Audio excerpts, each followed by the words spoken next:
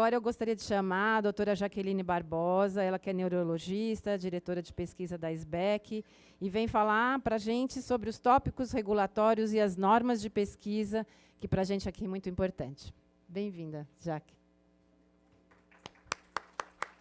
Boa tarde a todos. Obrigada, Eliane, pelo convite. E acho importantíssimo que a gente tenha a oportunidade de abrir cada vez mais espaços de discussão sobre cannabis e todos os seus usos. Eu fui convidada a falar um pouco com vocês sobre o cenário atual, sobre o cenário de regulamentação.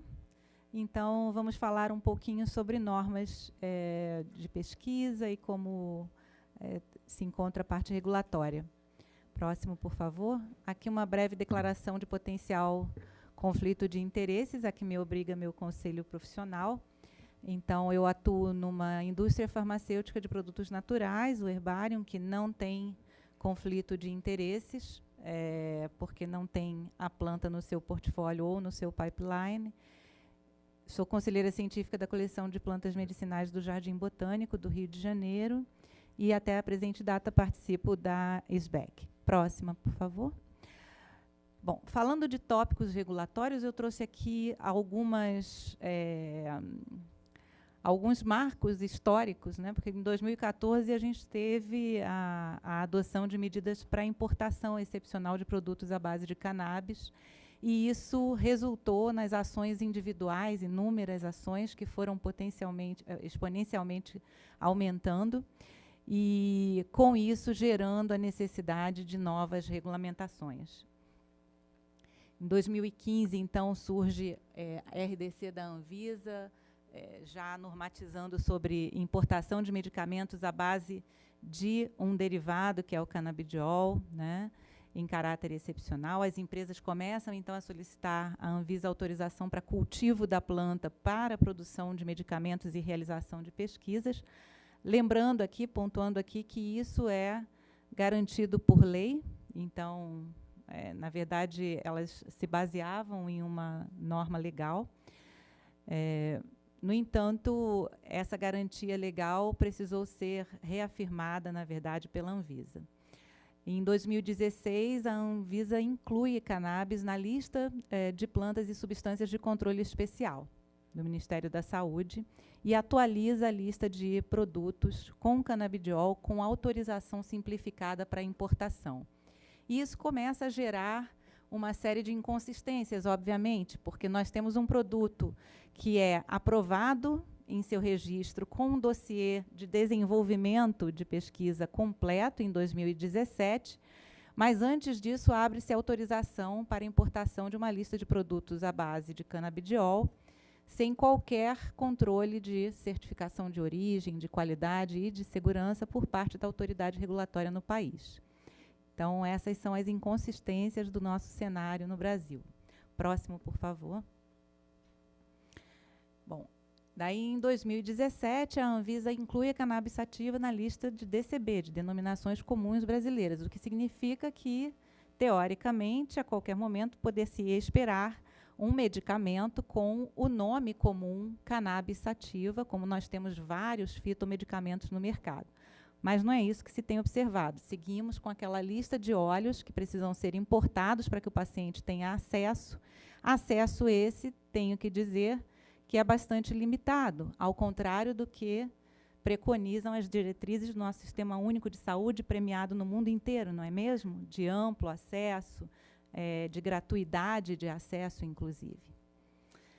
Seguimos em 2019, e aí tenho que dizer que a gente está num cenário realmente obscuro, mas com uma série de manobras e ilusões de avanço entremeados por manobras para que se interrompa o fluxo de aprovações e regulamentações em termos de cannabis. E manobras essas que a gente não sabe exatamente quais são as intenções de quem as promove. A gente estava falando aqui que não sabe se na próxima terça-feira, e aí já avançando um pouquinho, né, no que está por vir, se na próxima terça-feira, de fato, será votada na Anvisa a regulamentação de pesquisa em torno de cannabis.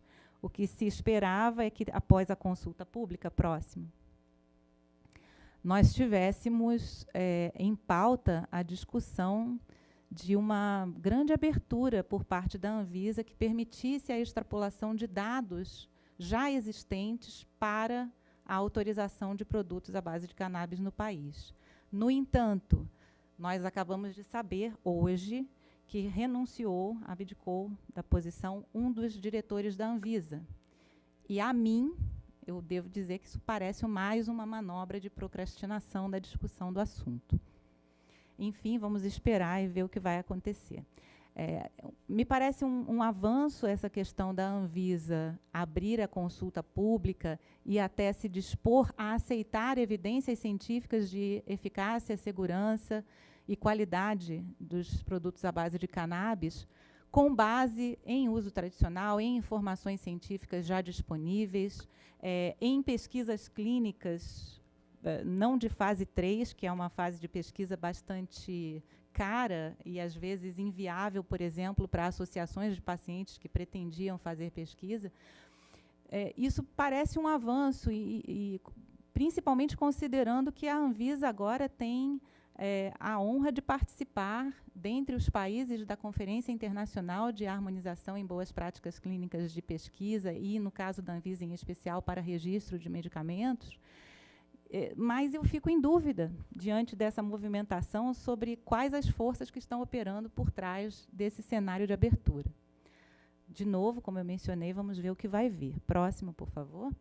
Então, em termos de consulta pública, a consulta prevê registro de medicamentos, derivados e análogos à base de cannabis, que a indicação terapêutica seja restrita a pacientes com doenças debilitantes graves e ou que ameacem a vida e sem alternativa terapêutica, ou seja, segue sendo o uso compassivo para aquelas doenças graves cujo tratamento já aprovado tenha sido tentado sem resultado, e talvez isso não contemple a questão da prescrição off-label, que é uma garantia da atividade médica, por exemplo, né? Hoje, para qualquer medicamento no país, eu posso prescrever, considerando riscos e benefícios e o caso do paciente concreto, sem que a indicação para a qual eu esteja prescrevendo conste em bula. Isso é previsto.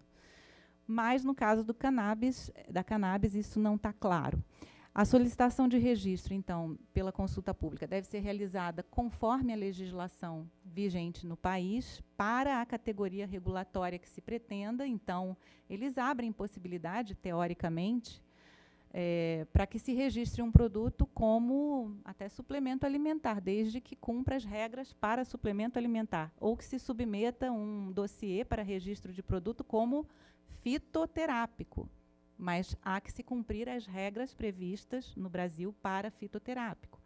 Então, vejam que é uma coisa um pouco dúbia, né? Que permite várias coisas e a gente poderia ficar feliz com isso, mas como vai funcionar isso na prática? E é necessário um documento, né, que descreva a doença que será tratada e dados sobre a relevância de se tratar essa doença com o uso do fármaco, ou seja, também é um pouco de jogar o trabalho regulatório para quem está fazendo a petição, o que é de se esperar. Mas o resumo desse cenário, eu espero que seja algo positivo, que de fato a gente consiga obter a regulamentação concreta e mais, que essas normas evoluindo, ou seja, que a Anvisa abra a possibilidade até de um registro prescindindo de uma fase 3, que é a fase de pesquisa clínica para registro de medicamentos, mas que isso seja, então, ampliado também para todos os fitoterápicos. Porque hoje em dia é uma dificuldade, é uma coisa que a gente tem bastante resistência na Anvisa, eles exigem cada vez mais comprovação de quimiótipo, de que eu estou usando um quimiotipo, né, um quimiotipo adequado a uma indicação terapêutica, quase que, às vezes, tratando o fitoterápico, muitas vezes de uso tradicional, cujo conhecimento é robusto, se não no Brasil, na Índia, onde o uso de plantas medicinais é ancestral, mas quase que tratando esses recursos terapêuticos riquíssimos da fitomedicina como sintéticos. Né? Há uma certa ambivalência, há uma certa esquizofrenia aí no cenário regulatório. Eu tenho aqui um grande colega, queria agradecer a presença de vocês, viu? Um grande colega da pesquisa, Cris, o Douglas, e ele trabalha com isso e sabe bem do que eu estou falando. Eu acho que outras pessoas aqui também que trabalham no campo regulatório se veem muitas vezes dentro dessa ambivalência que é a nossa Anvisa.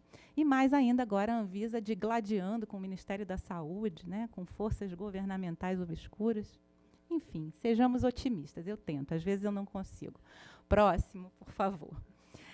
Eu vou... Quanto tempo ainda tenho, gente? Estou quase já estourando.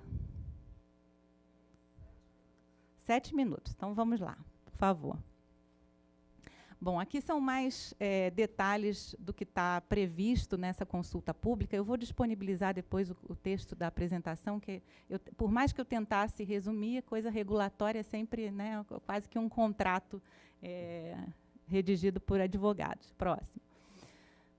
Por favor. Aqui é a questão da categoria de registro, né? O que a gente pode esperar? Existem algumas possibilidades. Se a gente for olhar a norma regulatória atual para medicamento específico, eu preciso pensar em fitofármacos, que são substâncias purificadas e isoladas a partir de uma matéria-prima vegetal. Então, é toda essa lista de óleos que a Anvisa permite que sejam disponibilizados e importados, né, disponibilizados através de importação. E aí vem várias marcas, né? Isso é curioso, marcas de empresas que a gente não sabe onde obtiveram a planta, né, Denis?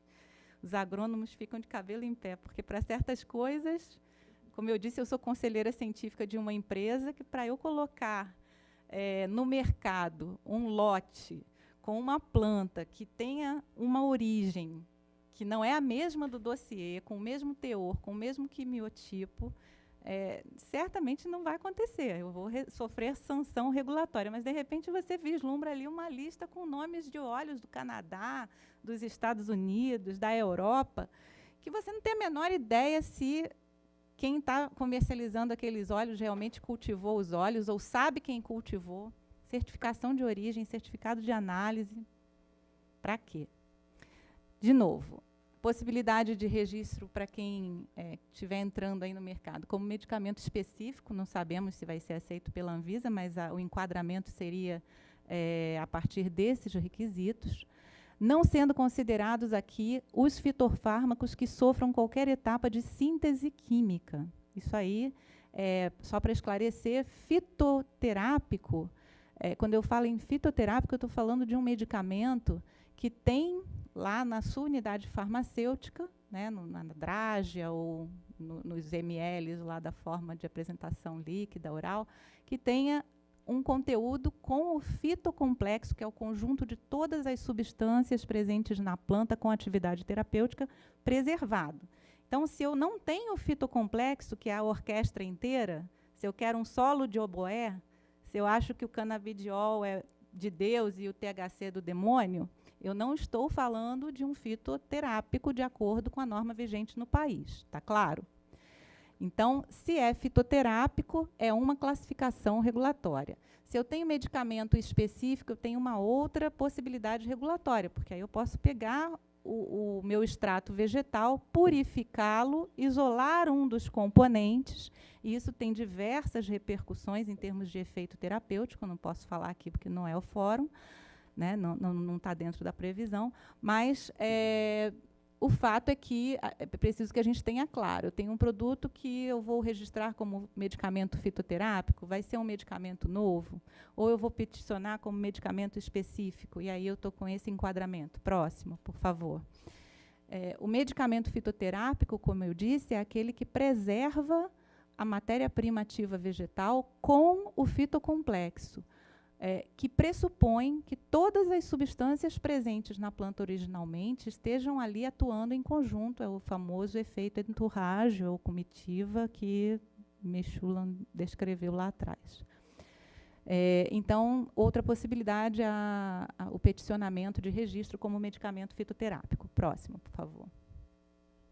Medicamento novo no país, né? Então, aqui a norma regulatória diz que não se refere, nesse caso, a produtos fitoterápicos, né? Mas tem a possibilidade de se... Não, aí, desculpa, aqui outra possibilidade, notificação de produto de cannabis, mas aí você não pode ter alegação terapêutica, ou seja, é uma caixinha dizendo que ali eu tenho um cosmético, vamos dizer, uma pomada analgésica à base de cannabis. Só que eu não posso dizer que aquele produto de notificação tem efeito analgésico. Eu só coloco pomada, cannabis e o consumidor que se vire.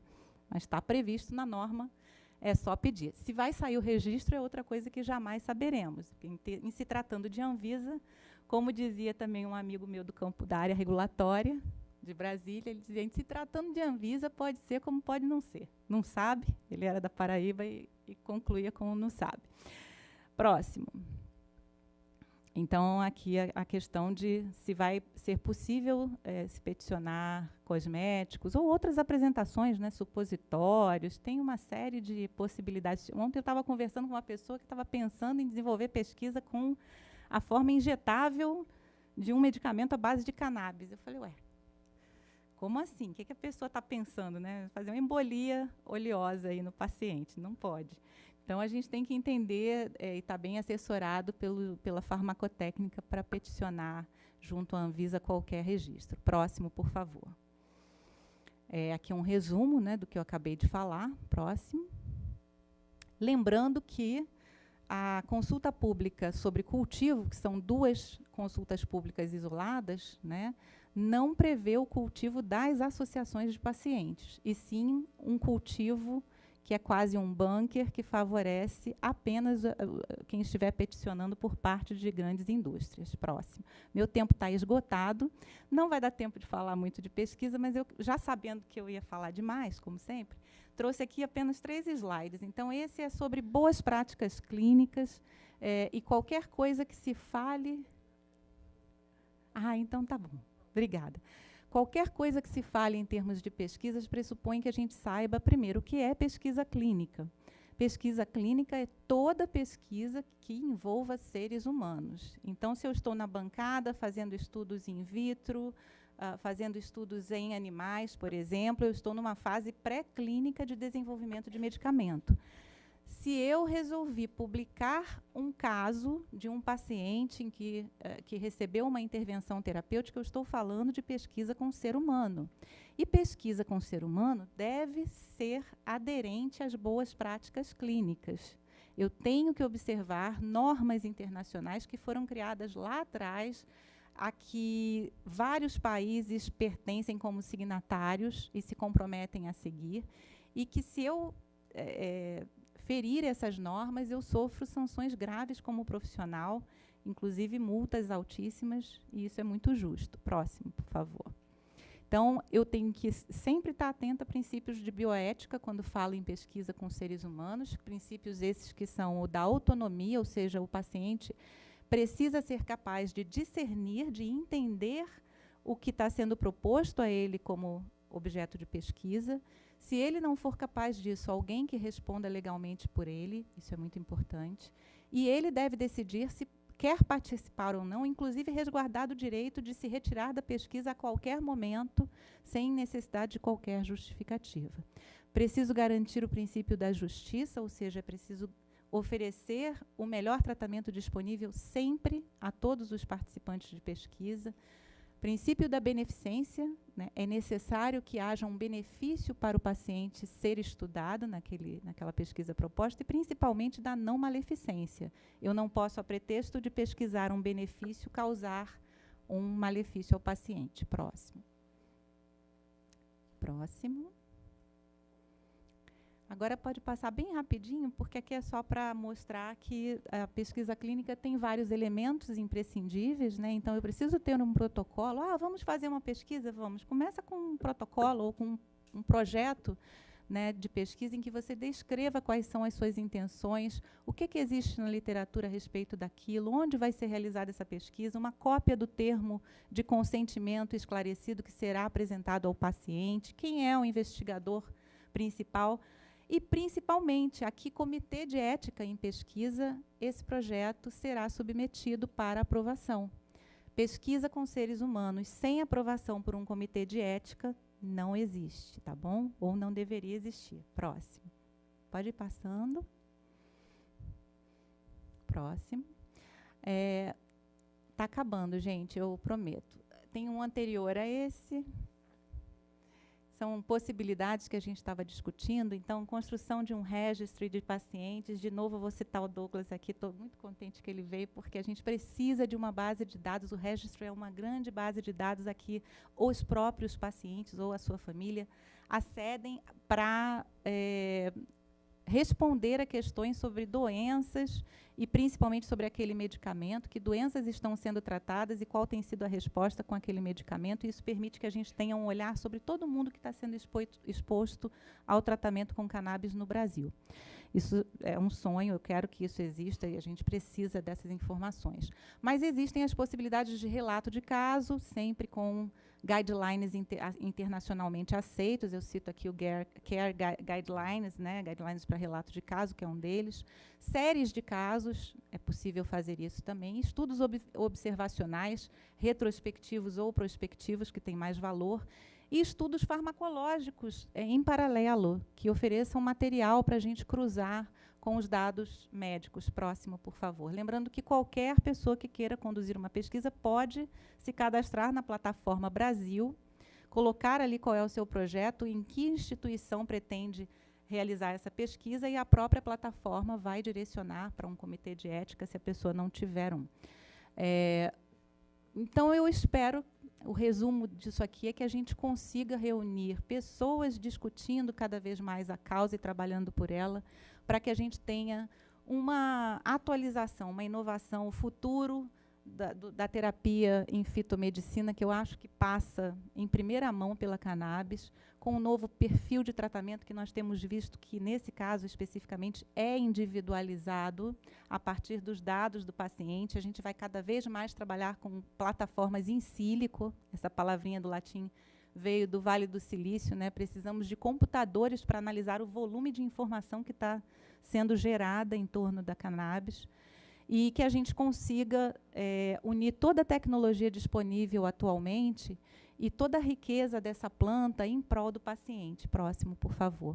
Lembrando que a gente já tem conhecimento suficiente para não cair no conto da carochinha de que CBD é do bem e THC é do mal. Definitivamente não é bem assim, tá, pessoal? Próximo e último. Então, eu deixo aqui essa bela imagem do efeito comitiva dos elementos da cannabis medicinal, e lembrar que essa planta é um espetáculo e a gente tem que trabalhar pela ampla disponibilização dela a um preço justo para todas as pessoas no Brasil que precisem. Obrigada.